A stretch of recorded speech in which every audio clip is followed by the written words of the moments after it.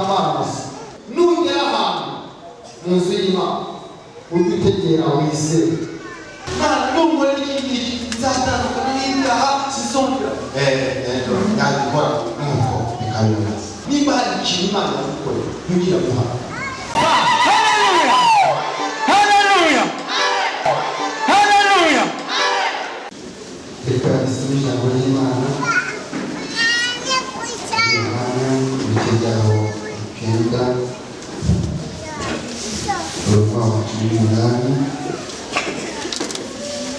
tugeze ku murongo wa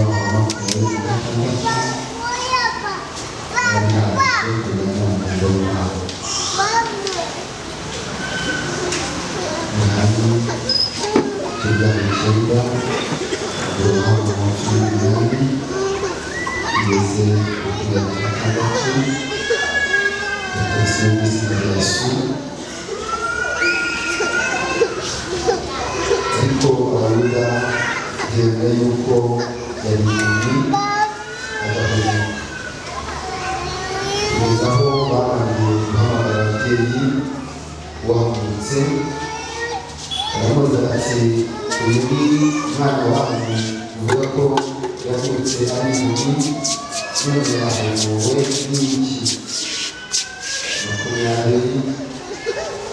ababyeyi be baramusubiza bati tuzi yuko uyu ari umwana wacu kandi yavutse ari impumyi none arareba ariko igituma areba ntibikizi kandi wamuhumuye umuzi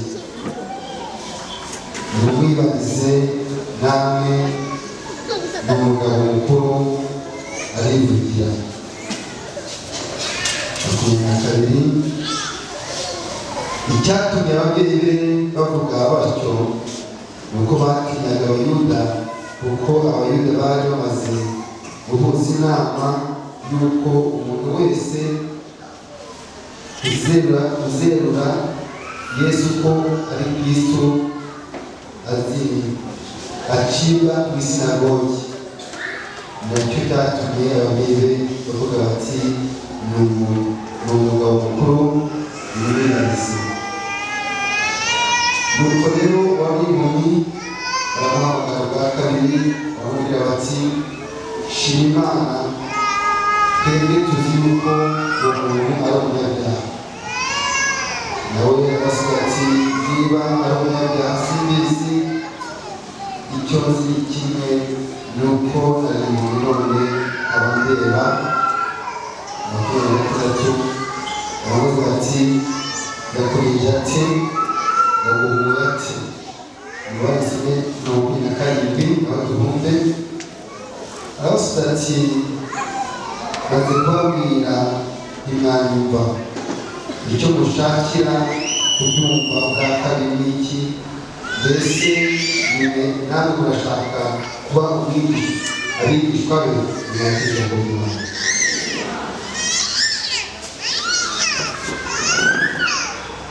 Muzana ijambo rivuga ngo sobanukirwa imbabazi za Yesu.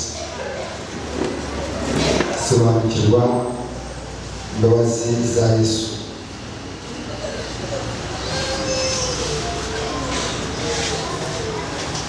Iri jambo uko Imana yahaye kugira ngo tuze kuganiraho, kenshi Imana ko itari bakeya mugiye kuryumva.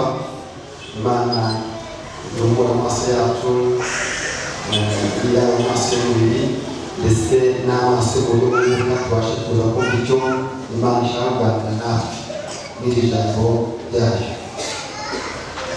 Yesu yagiye akora ibitangaza byinshi bitandukanye, abantu bagakira indwara zitandukanye, ariko kandi abantu ntabwo bashoboye kumwizera cyangwa se ngo babyizere. Ugiye kureba iwabo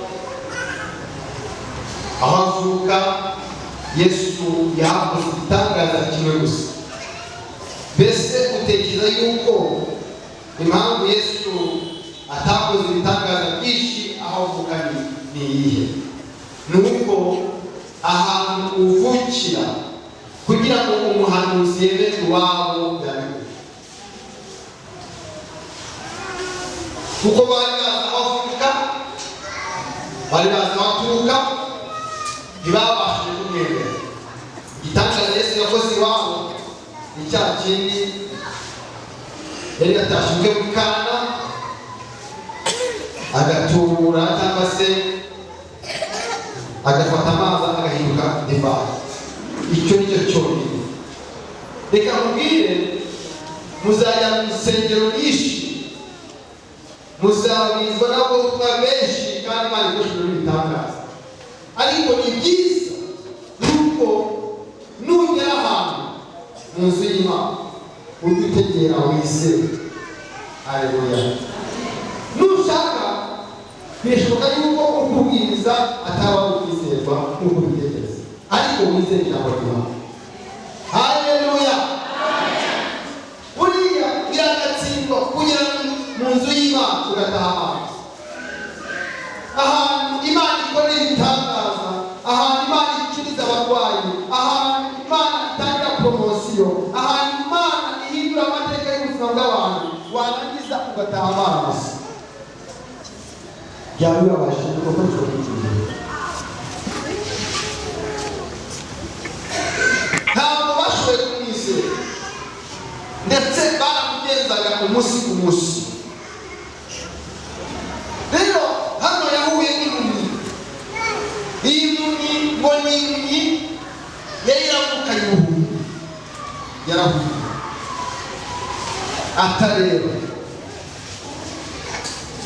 Yumvishe inkuru ya Yesu, aramwizera mu mutima wiwe, yumva aramwizera, arataka bati, Yesu mwene Dawidi ndashaka kuvuga. Buriya mvugirija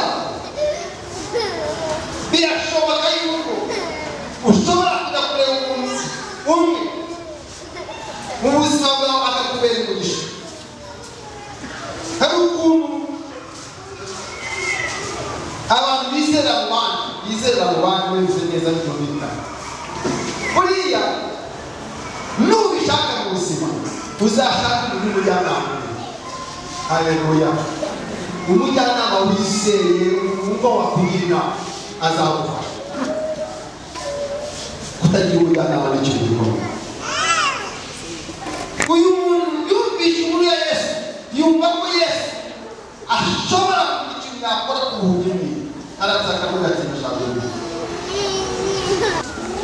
Ikindi kintu gikomeye mukorere, yambwiye ngo nanjye kwiyuhagira ku kagezi, nagende ku kagezi, nanjyeho ari buze kwiyuhagira. Ikimenyetso cyo kwizera yagize ko mu gihe kimwe bamuzaniye wari ufite ikibazo cyo kutagenda, cyo kudahaguruka, maze kumusengera amubwira ngo iruka ugende ugere hariya.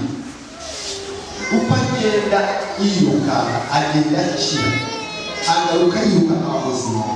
Yari amaze igihe adashobora guhaguruka. Yesu aramujyana. Uyu nawe Yesu aramubwiye ngo genda ujye kwiyuhagira, niba ushaka gukira genda ujye kwiyuhagira. Hari abantu benshi Imana ikiza n'ubu buryo. Imana ikavuga ngo niba ushaka gukira kora ubu buryo, genda uku nguku, kora amasengesho, iyirize. Harangiza wenda ntubishobore cyangwa se ukumva yuko ibyo bintu ari ubundi buryo udashobora kubikora. Birambye ngo yagiye kwiyuhagira, akiyuhagira gusa amaso yagira gute bwira kugeza ku cyo Yesu agiye kumusaba mu gukora.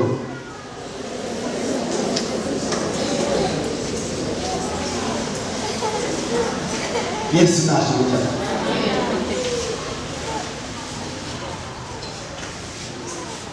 Amaze guhumuka abantu bagira ibibazo byinshi, kuko uyu muntu Yesu yamumuye ku isabato. Hari n'abantu barwaye ariko bakaba bazi ko ari abantu bashobora gusengera abantu bagakira, oya kubera mbamo ngewe uyu hari umuntu akansanga muri atoyo ni ikibazo.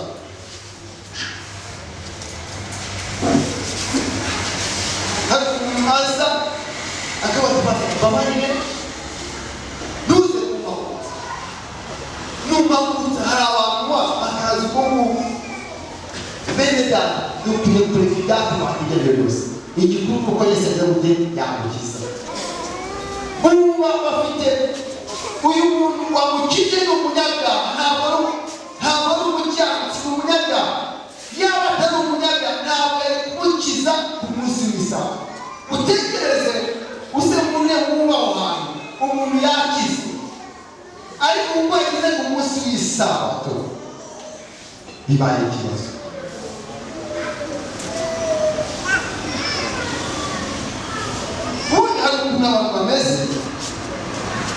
N'abantu bameze bize bisindi imbaraga kuko dufite ubushobozi ariko imbaraga za Yesu ntabwo bashobora gusiza. Yesu ni umukuru w'iki w'isabato. Ubwo abantu bose bagira ibibazo uyu mugabo icyo bazi ni kimwe nuko nari none nkaba nahunze bajya gushaka ababyeyi be kumubaza nawe tubabaze byagenze uyu mwana ariko mumwa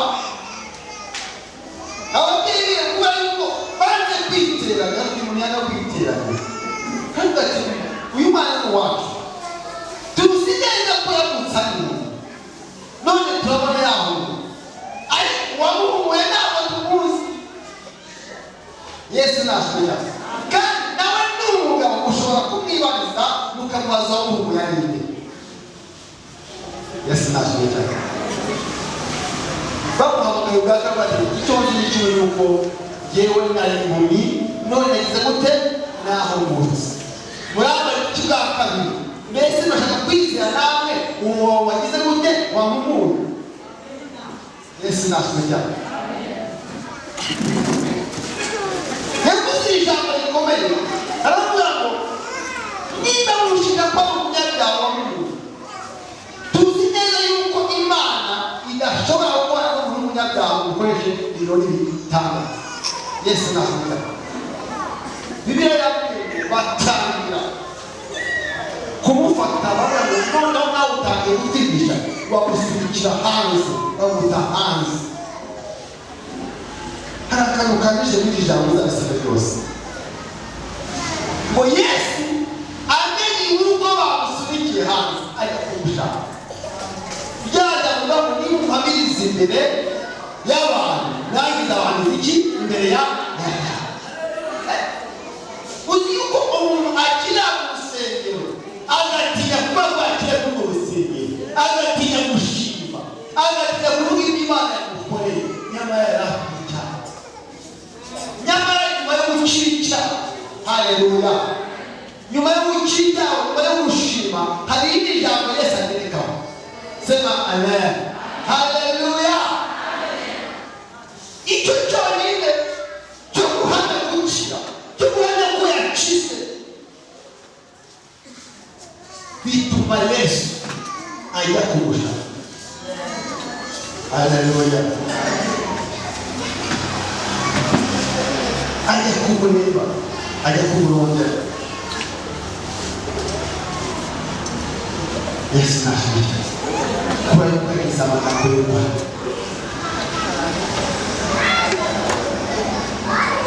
Tutia y'amagambo y'Imana. Yesu nashimye y'amagambo yo gushima uhamiriza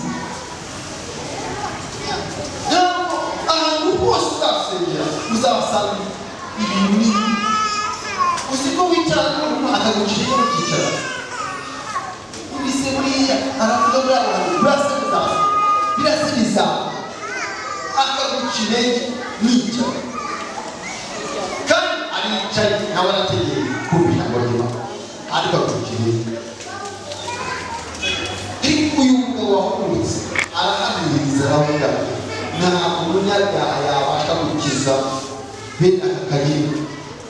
Yesu nashimye cyane niwe wanyishije haleluya baramutora kujyana hanze. Yesu ajya kumushaka kubera iyo mpamvu yuko ageze gutera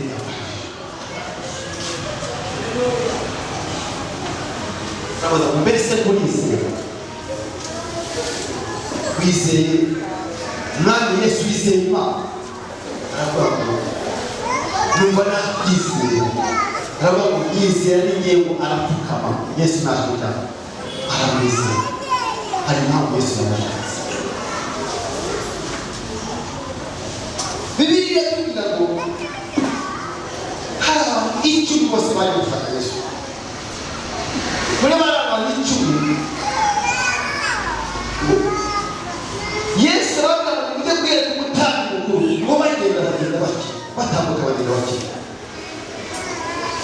bari gupanga umwe kugira ngo te gushima guha kiriya kugira guha ubuze kugira guha niba hari ikintu Imana yakora kugira guha haleluya no kuri muzima hari icyo Imana izo gutera yakoze tutuzitana abantu benshi batandukanye kuri Imana yaguhaye ubuzima buzimuka buhumeka buri buzima utegushira iki Yesu nashaka umwe agarutse byonyine Yesu aravuga mbese nibakize mu icumi kuki mudahana muri ufite ubuzima y'Imana bwese bwiza kuki ubyuye kuki ubana muri kuki Ganyuma Yesu yavuze ngo genda icyago cyawe gute uragikiza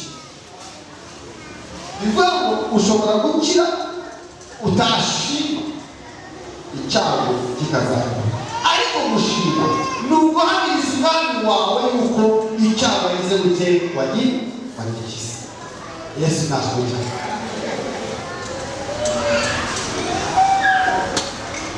nshuti zanjye hari igihe umuntu aba ari mu mubiri ariko areba ukabona ureba hari abantu benshi bahuye ariko bareba akagenda inyuma ariko ureba hari n'izindi nyine zavuga cyangwa se ukabona kuko kuba ariko ibintu byinshi n'ibintu zihari zireba ariko kandi zikaba ziko zireba ko zitoye tabaye ni byiza yuko uhumuka kugira ngo Kristo awuko agarute kumuriki Yesu nashaka ni byiza yuko umwizera ukamwemera akakubera umwami w'umukiza wawe n'ubuzima dusengera abantu benshi batandukanye ariko wajya kureba ugasanga ugahamagara pastor nasengera ukamusengera akazagaruka n'ikibazo cyongeye kujya gutera kugaruka biragatimbaho wa munsi w'ibintu Imana wa munsi w'ibintu Imana mwari mukwiriye kugaruka bati Imana turagushima yuko byaba byose bitwaye ntabwo ari ngo byabirinde ntabwo ari ngo amafaranga nubwo waba nta kintu ufite mu rugo wawe ukamubwira Imana ndagushima yuko wa munsi wari ikibazo none wagize gute waraza Yesu nashima haleluya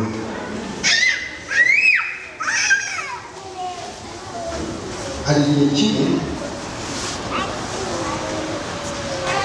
hari kuba n'abantu benshi batandukanye kandi tubigiraho ibintu byinshi bitandukanye buriya uzare umwana uhereza ikintu akagira gushima ubikura muri iyi mbuga y'ubuhereza ariko umwana wa wundi uhereza agapfunyika abahereza agapfunyika akabona ari indashima kumubwirane n'ibyohereza Yesu nashaka inshuti z'Imana hari ibintu byinshi Imana yakoze ku buzima bwanyu hari n'ibintu Imana yakoreye ku buzima bwanjye n'ijambo ry'Imana yaje mu buzima kugira ngo ushimire Imana izo gutera Yesu nashaka bigira gushima, bigira guhana. Hari ibintu byinshi Imana ikora ku buzima bwawe bigira guhana. Ushimira Imana, ndagushima ku ikintu wagize gute wakora. Haleluya.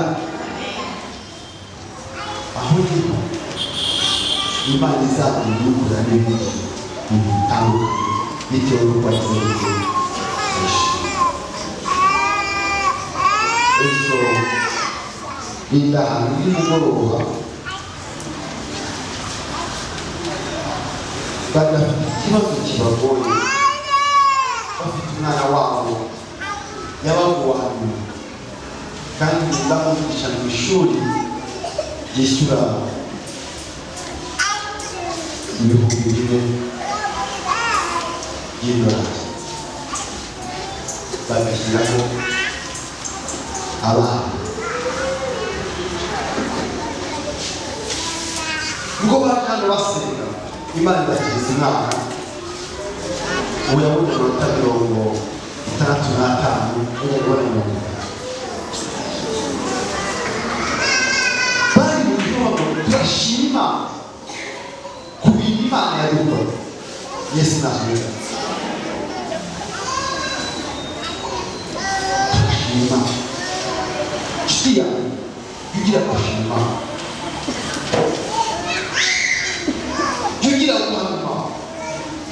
Bituma n'abandi bayizera. Bakayizera. Hana Imana imaze kumva yari yarahise mu gihe cya Yesu n'abaguteka y'umwana kamwana w'umuntu nzamuzana mu nzu yawe, azaba uwawe iminsi yose, azagukorera. Umwana amaze gucuka afata umwana we Samweli akiri mutoya aramutwara ajya kubwira Imana ngo ni njyewe wa mugore wawe undi wari uherewe n'agahinda, wari ufite ibibazo, wari ugowe, wari ufite pena. Umbwira ngo munsi, umbwira ngo ntabwo nzabyara, umbwira yuko nta murage nzasiga hanze. None wangiriye neza wampaye umwana, icyo nagusabye barakimpaye. Nzanye umwana wawe mu nzu yawe, azakuwawe. Ndigendeye Mana, nzanye umwana mu nzu. Haleluya. Sinzi ibyo duhinga iyo tubwira Imana ko tubikora, barakamugeza muri wahise ukuri muri ibyo wahise.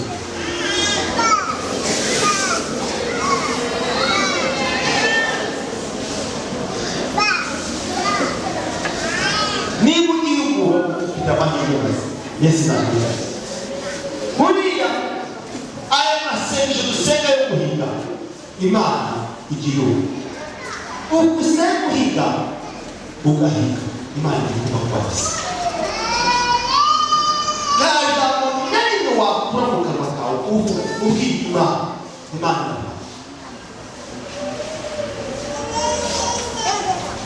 kunibise ifite umubyeyi ukabukunda Mana n'umukunda nzaba mu nzu yawe Mana wanzanye nitabira amateraniro ntabona nakunyererwa mbabarira bya Imana ikakumva ikakugira warangiza umva nuko ikabirangiraho.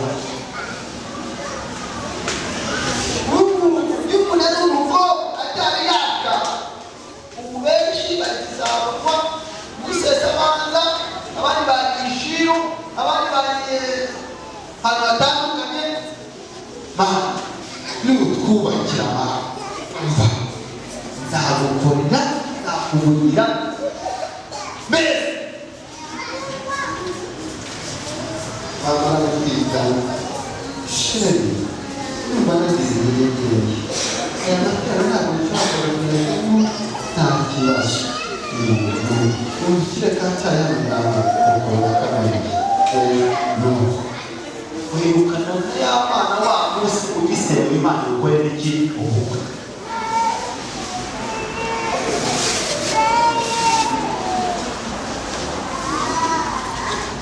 Igihe kigazongera kugera ugiye kubyara Imana n'Imana ntabwo wabona abantu ubu ubuzima umunsi ku munsi duhora duhiga Imana ariko duhiga ntabwo tubasha kujya kure. Imana yambwiye mubwire abo bantu ngo buri munsi bahora baza kuyisaba ngo bakagira n'imihigo bayigira ngo ariko yo ikaba ariko ibyo bahize iyo bashoboye kubika gute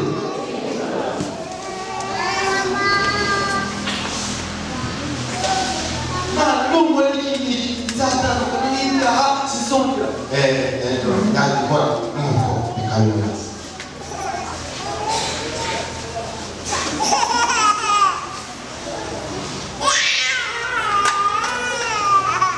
Ijambo ry'Imana ngo nimusaba muzahabwa, nimukomanga muzacirwa, kuko umuntu wese usabye undi ahabwa. Nukomanga ariko ukomanga ni wa wundi ukora iby'Imana ize gute ishaka. Ubu turi hano yaba twaba muri Imana ishaka ubwoko bw'Imana twari mu Imana dore ikizabamba. Reka ubwize ukuri hano ntabwo turi abantu barenze 300. Yesu yagaburiye abantu 5,000 utabareba abana n'abagore kandi nibo benshi nakiranye babaga benshi arabaha barahaga kuko barahageze bumva ijambo bamaze kumva ijambo bagira kwisubiramo bagira kwihana. Yesu aravuga ati aba bantu nindamuka amasezerere n'ukuntu bategereye ijambo bagatega amatwi n'ukuntu bumvishije nabone baciye bugufi nibasezerera baragwa mu buzima. Ahitamo kubagurira ahitamo kubaha ibyo bakeneye. Haleluya! uko tungana twese hano twakora iby'Imana ishaka buri wese yatahana igitangaza ciwe. Haleluya!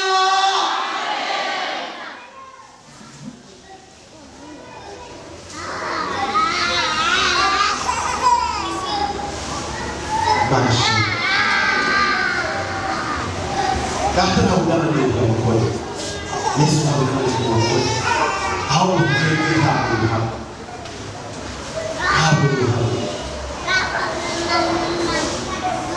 ariko uyu musanoni nongeye kwiyeza mu izina rya Yesu kandi nongeye kuba mu Imana yacu rwose ibane natwe kugira ngo itugire neza. Yesu nashimira kuri ikintu cyose cyamufashaga cyakuza kujyana na Yesu.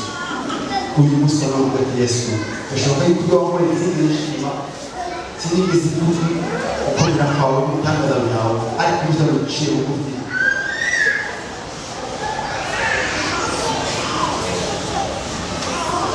Hari umusuye muri iyi minsi yatambutse usanga kwa muganga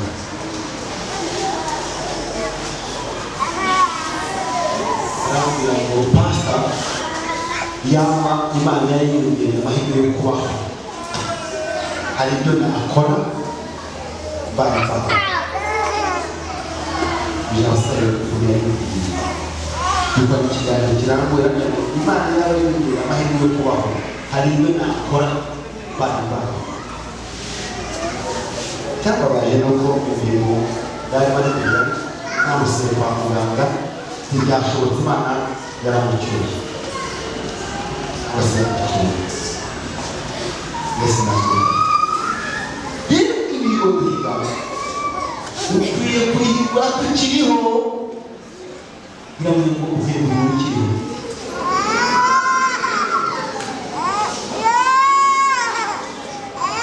Ibyo biga ukwiye kuyigura tukiriho.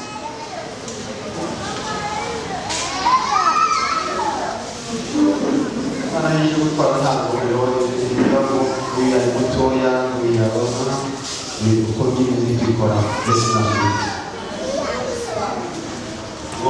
Ntabwo ari ngombwa ariko ukwiriye gukora